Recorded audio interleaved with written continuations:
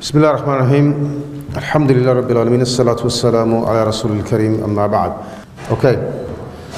This is going to be an overview. The first thing we've already covered is ihram. On the 8th of Dhul Hijjah, you'll wear your ihram. That's when it all begins. You wait. That's the first stage. And you know the conditions of ihram. It's all been already covered by Abbas. Second thing is, on the 8th day of Dhul Hijjah, this is the beginning of your Hajj. In the morning you'll get ready, you'll go to, actually you know what, this is just the summary. Let's just go through this. The 8th day of Dhul Hijjah. The 9th day of Dhul Hijjah is the Arafat. The 9th evening is Muzdalifah. Then on the 10th day, which is the day after the 9th day, is the 10th day, the most busiest day.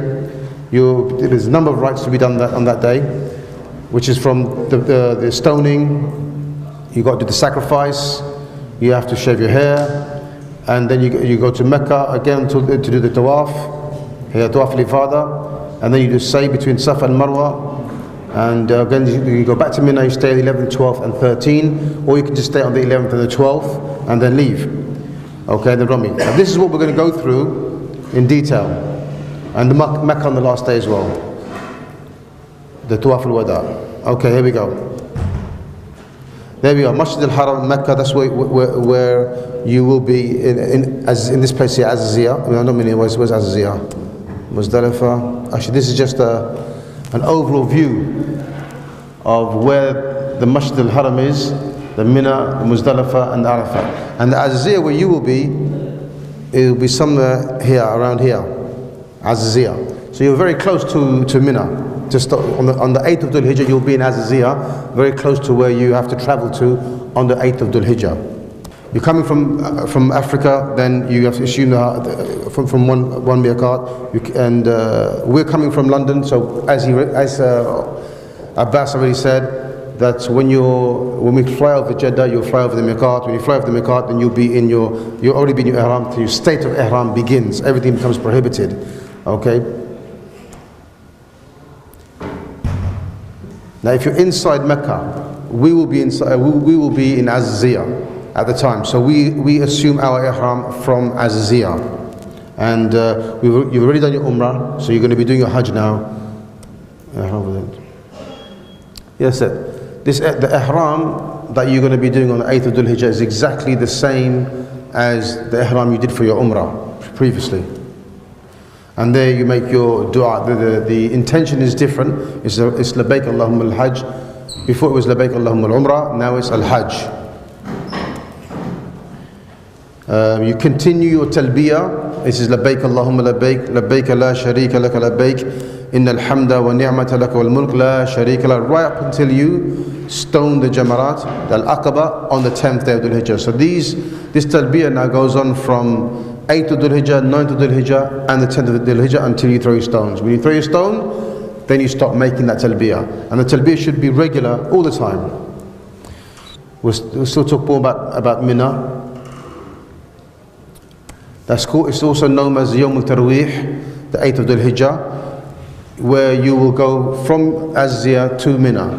It's preferred that you reach Mina before the Zawal. You reach there and you pray your Dhuhr and your Asr and your Maghrib and your Isha. You pray them on their times with Qasr. You shorten it. So Dhuhr is 2, Asr is 2, Maghrib stays as 3 and Isha is 2 at their respective times. You spend the night in Mina, and this 8th night is wajib. So you have to stay there. You can't go back to Azaziyah or anywhere else. You've got to stay there regardless of what condition the tents are in, whether the air conditioning is working or not. We have to stay there. Use your time to gather your thoughts and prepare for the next day, the day of Arafat. And this is the sort of the build up to the climax for the Arafat. If you remember what I said to you in my previous speech, all about preparing your mind, your heart, conditioning yourself, getting close to Allah. All this should be happening before and continuously throughout the days of Hajj. But on the 8th, which is the beginning of the days of Hajj, you should increase in that contemplation of Allah, thinking about your sins, thinking of the very reason why you're here. You have to increase in that on the 8th day. You'll be in a tent, loads of people around you, so what? You've got your own little space, you've got your own little thing. Put your mat down, pray, sit down. Everybody should be engaged in dhikr. You'll be tired, you'll want to sleep, it's going to be hot. Yeah, okay, have a sleep, then get back to ibadah. And you know, frequent between resting and ibadah, resting and making dua. There is Masjid al-Khayf in Mina where you could go to pray. But I would advise you, brothers, to stay in your tent and what's surrounding, because if you get lost in Mina and you're trying to find your way back, your whole day, 8th day, be looking here, you get really excessively tired. But if you can find your way to Mina, you can find these places then, and you don't feel it's difficult, then yes, this is a place where many people you'll find, going to the masjid. I mean, to be quite honest, you might not even find any space in there. Even if you go there, you may not even find any space. So personally, my advice would be to stay in your tent and the surrounding place, and use your time in dua and dhikr, because that's what we came for, not sightseeing. We came for dua and dhikr and getting close to Allah. Sightseeing, it's an additional thing if you have the time and ability. There you go. This is Mina. There's Muzdalifah, and that's Mecca. So really, what you're going to do is there's Azia where we are there. This is the Jamarat. Can you see how the Jamarat is? Where you go up the ramp, and the Jamarat is very, very. How many of you have not done Hajj before? Hands up. Yeah, you see the majority. Have you? Hands up. So most of you may not have seen this. You might have when you went Umrah to see it, but those of you who haven't seen it, it used to be like a round pillar, very small, Now it's just one huge, big stone concrete screen, and there's, it's quite easy. There's no pushing and shoving. There's no, dangerous activity. As long as you're sensible and you behave yourself, you follow the rules. Inshallah, it's quite safe. Okay. So then what happens is you spend the night in Mina, and then you go to Arafat. Now, when you go to Arafat, again, it's best to get there for Zawal before the Dhuhr, and this is the day. This is your day. This is your day of Hajj. If you want to get things wrong, do it before or after, but don't get anything wrong on this day. If you forget to do dua, prostrations, ruku, sujood, a lot of contemplation before, don't forget it on this day, because this is the climax. This is the day which you're going for. And this is the day which I said about Allah SWT, He comes down to the lowest heavens and He looks upon His slaves. He sees them disheveled, sweaty, dirty, tired. And He boasts about them to His angels. He says, look at my slaves. They've left their lands, left their homes, left their comfort, disheveled, dusty, dirty, smelly, and they've come for what? To please me, to worship me. So He boasts about you in this day. So take advantage of that. And make lots of dua. For me personally, Allah, that day, it's an amazing day. It's just a complete. It's like you're living in another world on that day. You're living in another world. It's just, I went the first time I went Hajj was when I was studying in Medina in '92 and in '93. Twice I did. After 1993, I didn't go and do Hajj until I went with Taj in 2010. Was it 2011, I went with Sunnah tours. Wallahi, and I was exposed to Arafat. It was like it was the first time I'm ever doing Hajj. That's how it felt. I never knew, I didn't feel like I'd done Hajj before. The day of Arafat, you can feel Allah's mercy. You can feel everything. But you need to go to a place on your own where you can be with yourself and your Lord, and you can open up to Him. You can cry to Him. You can tell Him everything that's on your chest, on your mind, that's held you back, that's stressed you, that's depressed you. This is the day. If you're going to get anything wrong, don't get it wrong on this day, and don't get lost on this day neither. Because when you get lost on this day, once actually in 1991, the very first Hajj I did, I remember I got lost in Arafat. My whole day was going around looking for my group. I didn't know where the Medina University group was, going everywhere. And then at the end of it, about 1 hour before the sunset, I saw everybody standing around making dua. And I thought, well, you know what? I better, wherever I am, I just do my dua before the sun sets. So alhamdulillah, I got that 1 hour in, but all the rest of the time was gone. Wasting my time looking for people, looking for my group. So you don't want to get lost in that day, and stick by your tents, inshallah, or stick to the routes that you know. Okay, that's the Mount Mercy there. So you arrive at Arafat before the Zawal if possible. the excellence of the day of Arafah. We've been through this, okay? Allah SWT frees the most of His slaves from the fire on that day. You pray Dhuhr and you pray Asr on this 9th of Dhul Hijjah. You pray two rakat, and you combine them. So you do like a musafir's travel. You'll do 2 rakat Dhuhr, 2 rakat Asr, and you'll combine them. Then you listen to the Imam's sermon. There'll be a khutbah, inshallah, in your tent. The brothers will organize that for you, inshallah. All the rest of your time should be just spent making dua, reading Qur'an. Who has that book, Fortress of the Muslim? If you haven't got it, just pick it up outside for £1, yeah, and keep it with you all the time. So many du'as in there for when you go to Hajj. Yeah, then you have Masjid al-Nimra. Here, it's a very famous masjid because more than 70 prophets have prayed in that masjid, and many people like to go to this Masjid al-Nimra. But there's a problem. See, the problem with this is part of the masjid is actually situated outside of the boundaries of the haram, and you as a Haji, you're not allowed to go outside of the boundaries. If you go outside of the boundaries, it invalidates your Hajj, as your Hajj is in prescribed areas. So part of that masjid is actually outside the boundaries. So you might have heard of some crushes and people getting killed there in the past. It's because of this. Everybody trying to get into that masjid, and when they try to get into the masjid, the people at the front get pushed forward, and they're pushing back, and then people get squashed, you know, because they don't want to go forward outside of the boundaries. But again, I advise the same thing as I advise you with regards to Mina, is, you know, stay in your tent, make dua, do what you came for, really benefit, and make lots of dua and get close to Allah SWT rather than, you know, visiting masjid.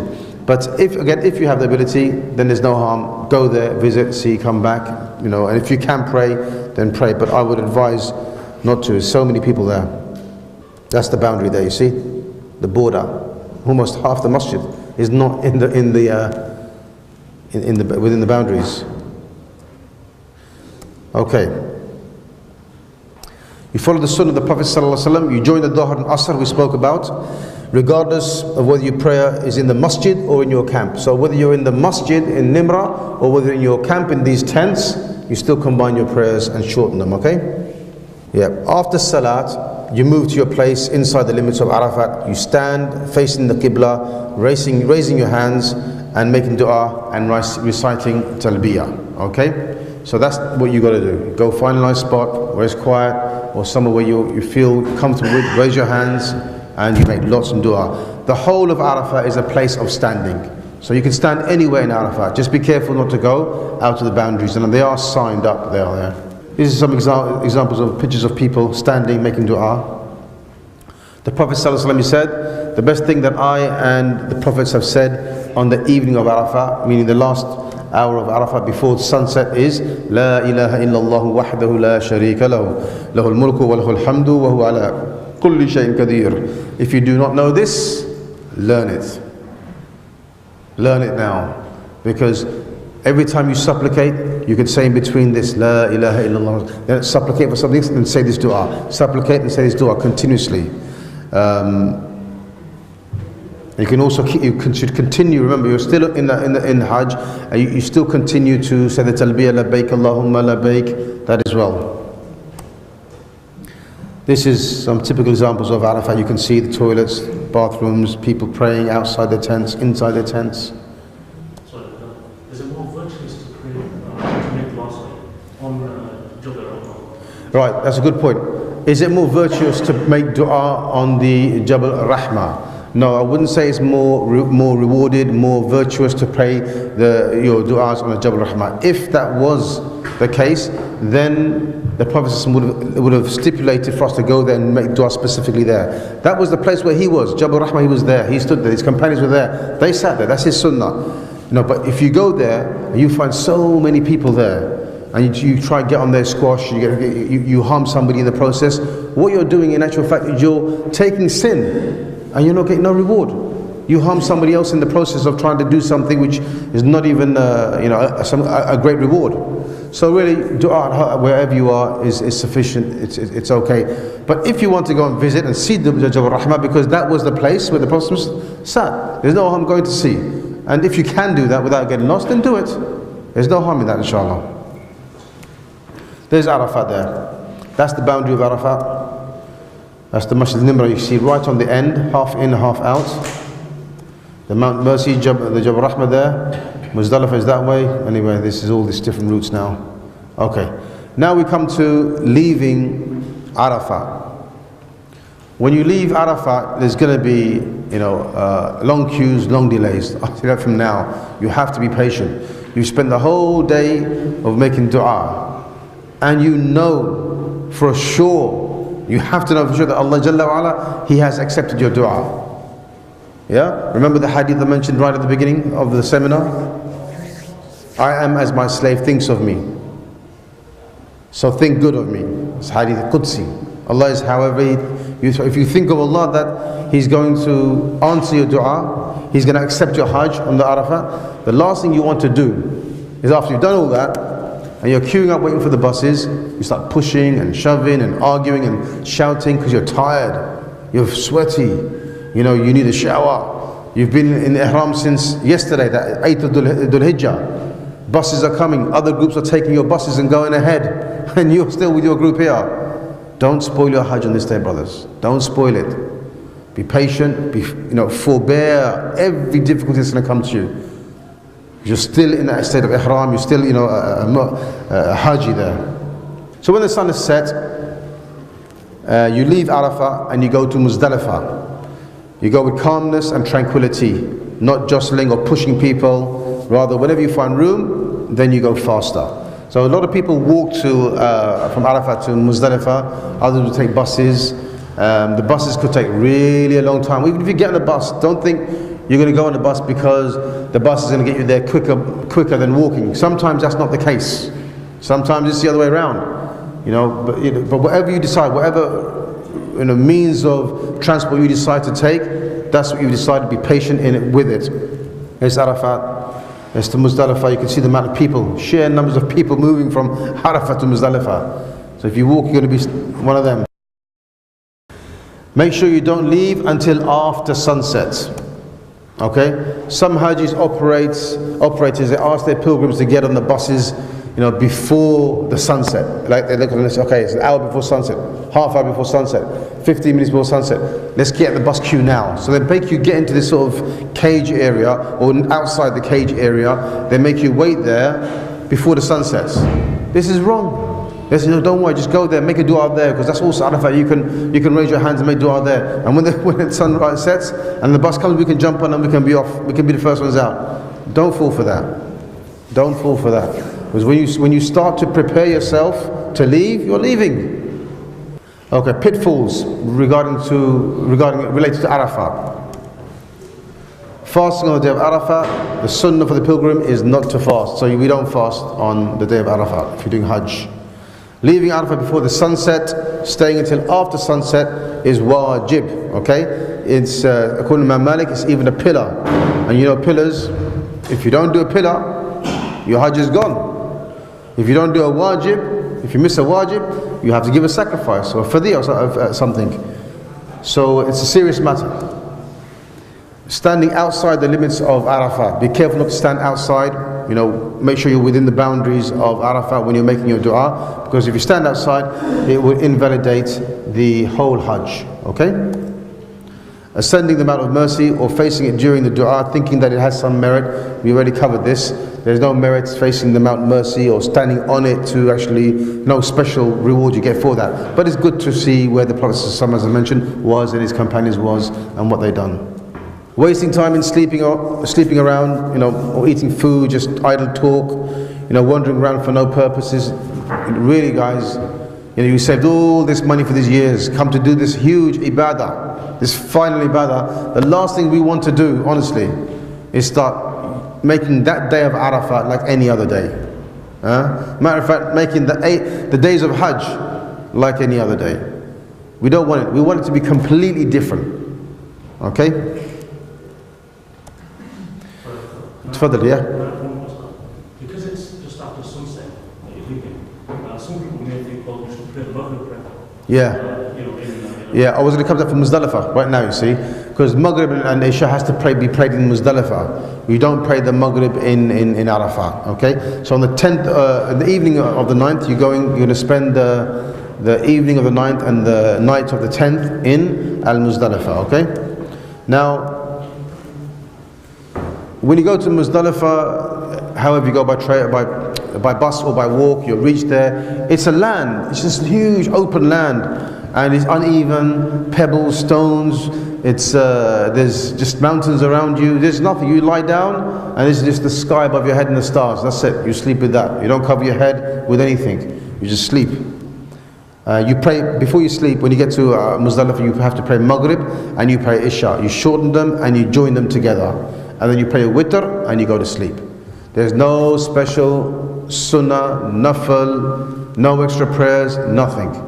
Just pray these prayers and go to sleep. Some people think, well, if we're just going to be praying Maghrib and Isha and then pray a witr, and if we're just going to go to sleep, we might sit and have chit chat, talk, have some, Java and everything. But no, that's not what you do. You sleep. Make a dhikr, adhkar. When you go from Arafat to Muzdalifah, you're traveling in the evening.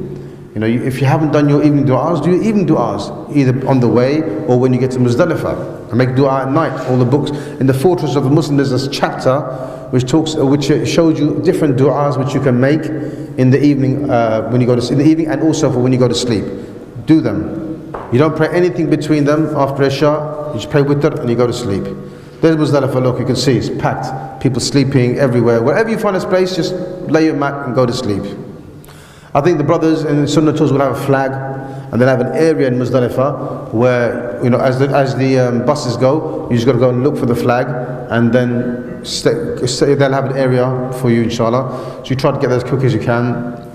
They'll even have somebody, I think, at the gates of the Muzdalifah to bring you in, to show you where to go. Okay?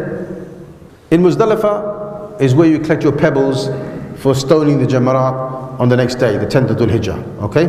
You can also collect the pebbles on the way. If you didn't collect it in the night of Muzdalifah, you can then collect it in the morning in Muzdalifah, or as you're walking to Mina to stone the Jamarat on the 10th of Dhul Hijjah. But that's the time where you can collect your pebbles, and then you sleep until Fajr. Now, you pray Fajr at the beginning of its time.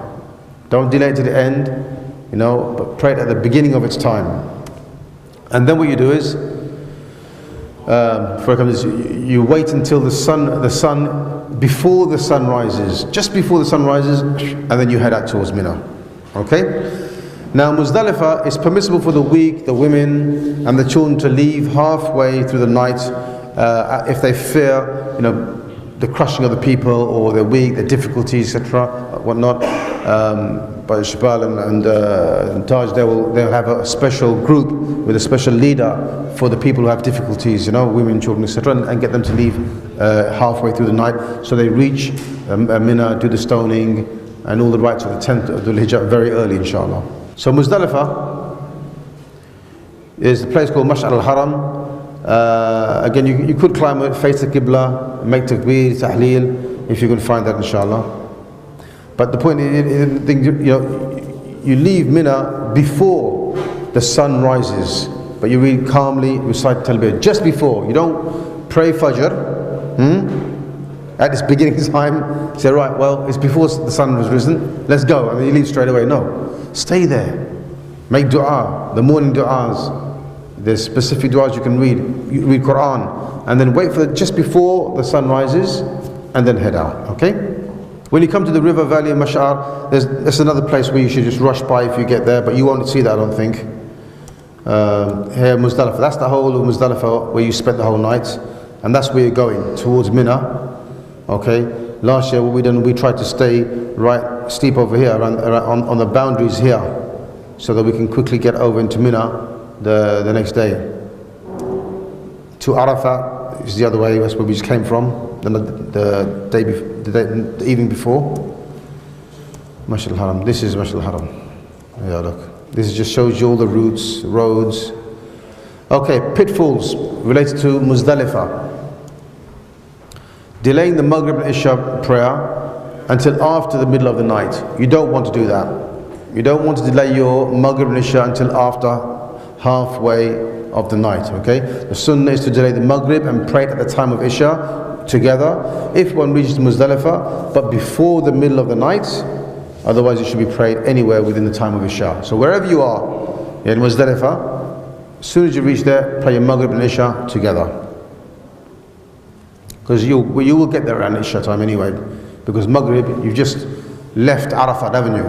When the sun sets, that was Maghrib. So therefore, by the time you get to Muzdalifah, it will be Isha time. Spending the night outside of the limits of Muzdalifah, another pitfall. Be very careful. Know the boundaries. All like you see big signs everywhere. The boundaries of Muzdalifah, don't step outside of them. Thinking that the pebbles have to be collected from Muzdalifah. Pebbles don't have to be collected from Muzdalifah. You can collect them from Muzdalifah. You'll see people collecting them from Muzdalifah. So if you can collect them, collect them. But if you haven't got them, it's not the end of the world. Even if you pick them up on the way to Mina, there's no harm. Leaving Muzdalifah before Fajr for fear of the crowd. The Prophet ﷺ gave permission to women and the weak only, not just anybody to leave before Fajr. You will see people, truckloads and coaches leaving. You'll see loads of coaches leaving before Fajr and just after Fajr. Don't worry, ignore them. Stick to the Sunnah. This is why you're with Sunnah tours, because they will show you the Sunnah of the Prophet ﷺ, okay? And they will allow for the ease in Hajj where it's allowed. They know about these different opinions and the opinions that are correct and are permissible much better than you and I. So we take from them, inshallah. Right, staying in Muzdalifah until the sun rises. Yeah, we have to stay in until the sunnah is to leave close to the sunrise, just before. So don't wait until the sun rises. Oh, I can see the sun is just above the horizon. Let's go now. No. That's wrong. It needs to be just before the sun rises, okay? You'll see some lightness in the sky and you'll be able to tell, inshallah. Right, now you reach on the 10th of Dhul Hijjah, which is Mina. Now this is going to be the most busiest day for you in Hajj. You've done the 8th of Dhul Hijjah, where you spent your day in Mina. Then you went in the morning on the 9th of Dhul Hijjah, you went to Arafat. Then in the evening of the Arafat, you went to Muzdalifah. And then you spend the night in Muzdalifah. Now the 10th of Dhul Hijjah, you wake up, you walk to Mina, you're arriving in Mina. What's the first thing you do? You arrive there in the first Dhul Hijjah. You stone the Jamarat. These are the 4 things you have to do when on this 10th of Dhul Hijjah. You stone the Jamarat, you sacrifice an animal, you shave or trim your hair, you go to Mecca and do Tawaf, Al-Ifada, also known as Tawaf al-Ziyarah, whatever in other words it's called. Also, you can do Sa'i and then you go back to Mina. So these are the 4 things that you have to do on this busy day. And believe me, brothers, it's a busy day. And there's a lot of people doing these 4 things. Okay? Now you don't have to do them in that order. You could go and do to Mecca first and do your tawaf, get that out of the way, then come back and stone the Jamarat if you like, and then shave your head and then sacrifice your animal in any order you like. But it depends on how you perform your Hajj and what you think is best. What we done, the first thing we left Muzdalifah, and we were marching. We walked to Mina on the way because the Jamarat's in Mina. We had to pass them, so we stoned the Jamarat first. And then we went to Aziziyah because Aziziyah was very close to the Mina. We got changed, and we went to by the way, the sacrificial animal. You don't have to do that. The brothers organize that for you. So I don't know if they got the system where you get a text message saying your sacrifice has been done, but or you can phone them, they'll tell you, but they'll take care of that. And then we would go to do tawaf at the end. It was the last thing we did. We cut our hair, last thing. So these are the different ways you can do them in different order. Sorry, the stoning of the Qur'an is only one of the Jamarat. Yeah, Al-Aqaba, the large one. That's the one we do. So you only stone one Jama'ah because there's 3 there. There's a small one, medium one, and big one. You only do the Aqaba, the big one, okay? On that day, on the 10th of Dhul Hijjah. Okay, Mina on the 10th of Dhul Hijjah. See that's the wall I was trying to describe to you. You see how big it is? Huge. So you just go there, stone, and go out. And inshallah, you have group leaders with you. They look after you, they show you how to do it carefully so you don't, get hurt. And inshallah, it's 4 floors is there or 5? There's many floors, 5 floors there. So, you know, don't worry, it's not going to be any, like back in the days where there's a possibility of death and crushing and being killed. Alright, so you stoned the Aqaba only this day with 7 small stones, slightly bigger than a chickpea, not big rocks, huh? And don't take your chaple off and throw that neither. That's an example of the type of stones that we need.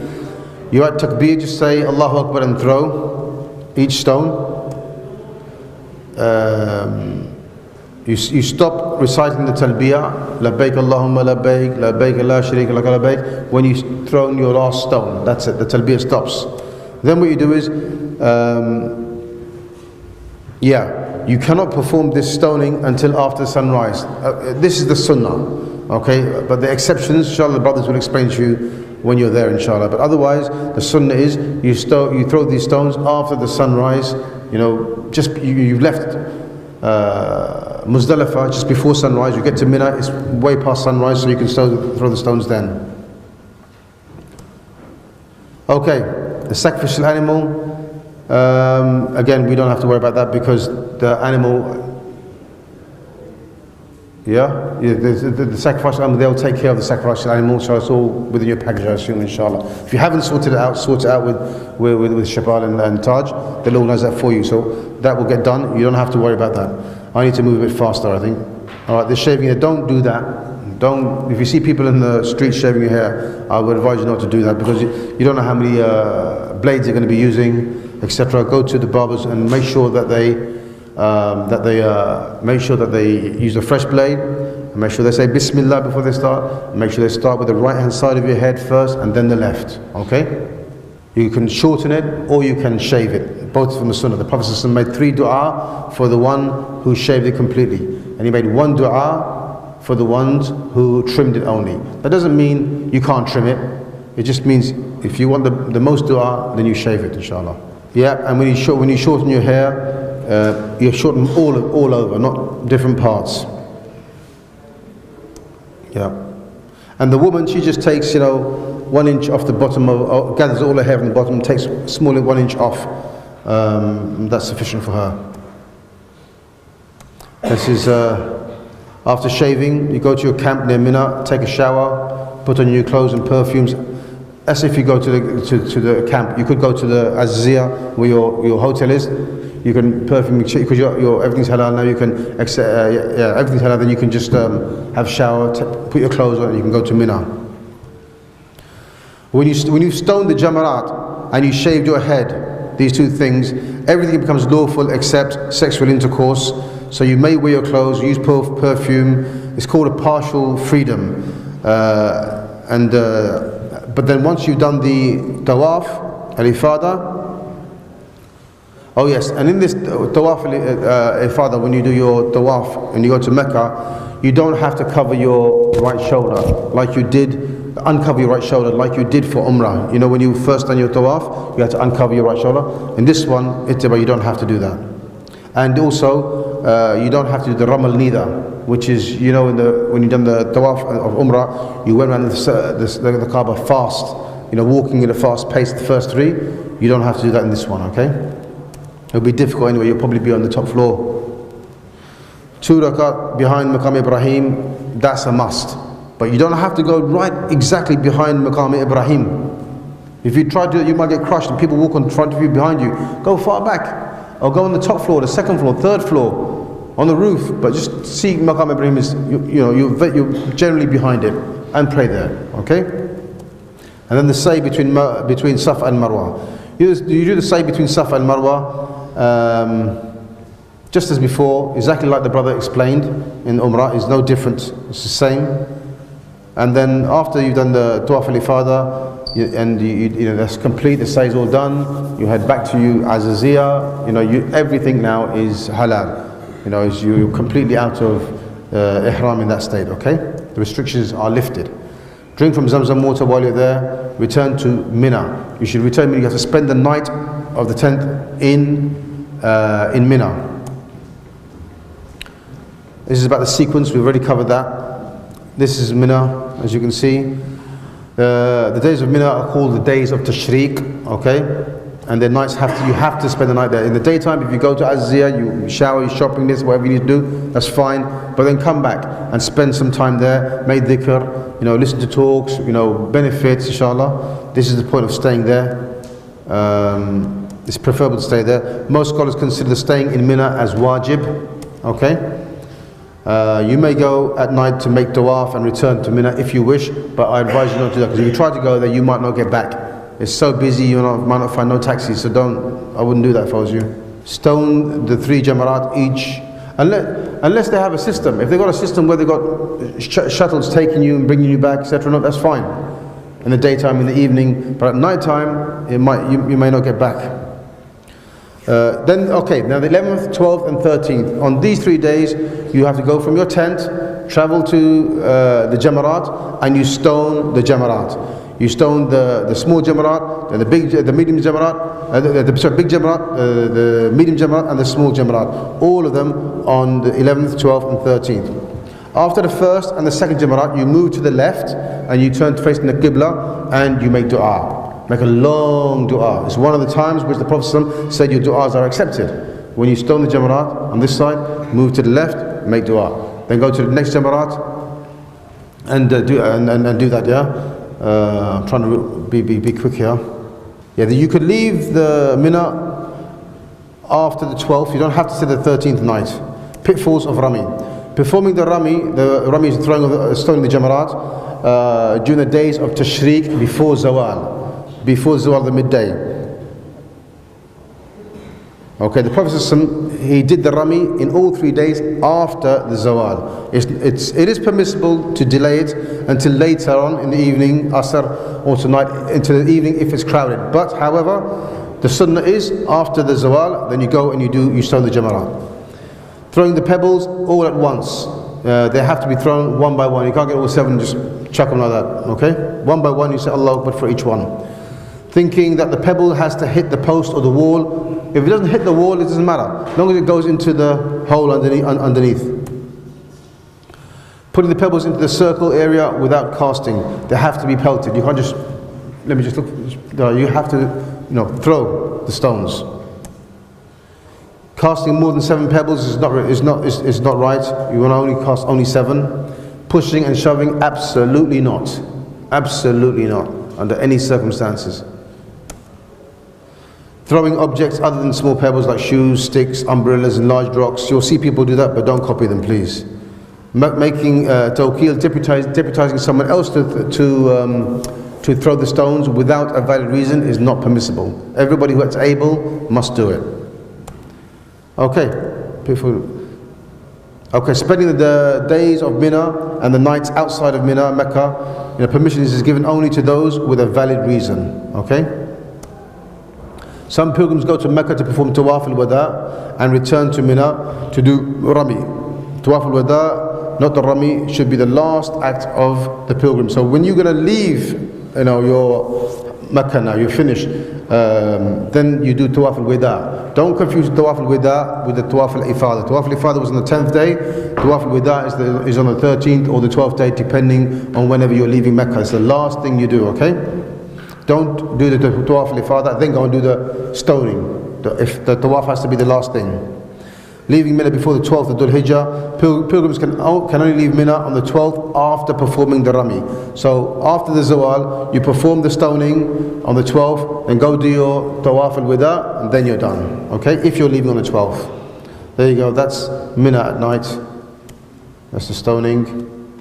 I think that brings us to the end of the slides. I think the rest are just pictures. Mecca last day. None of you should depart until he makes his last tawaf, his last act being the tawaf of the house, the farewell tawaf. Okay, and take Zamzam with you home. The Prophet ﷺ used to take Zamzam as well. So take Zamzam, give it to sick, family, elderly.